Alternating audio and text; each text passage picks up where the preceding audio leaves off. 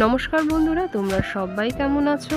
আমার জীবনে তোমাদের অনেক অনেক ভালোবাসা। আজ শনিবার, আজকে জন্মাষ্টমী। প্রত্যেক বছর জন্মাষ্টমীর ব্রত আমার শাশুড়ি মা করে থাকে, আর আমরা কিন্তু তার সহযোগী হয়ে থাকি। কিন্তু গত 2 বছর আমাদের কালসুচ হওয়ার পর এবছর আবার জন্মাষ্টমী ব্রত পালন করা হলো ঠিকই, তবে জন্মাষ্টমীর ব্রত কিন্তু আমার শাশুড়ি মা পালন করতে সেইভাবে পারেনি। তার কারণ মা কিন্তু ভীষণভাবেই অসুস্থ।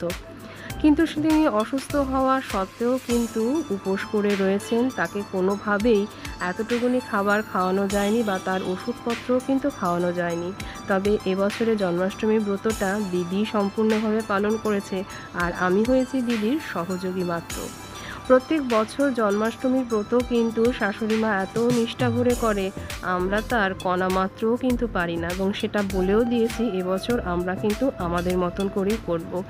তার মানে জন্মাষ্টমী কিন্তু আমার শাশুড়ি মা সেই রাত 12টার সময় ঠাকুরকে আর কি পুজো করা হয়। এমনি যেরকম সকালে তাকে দেওয়া হয়, গোপাল সোনাকে যেরকম সকালে সেবা দেওয়া হয় সেরকমই দেওয়া হয়, মা দেন।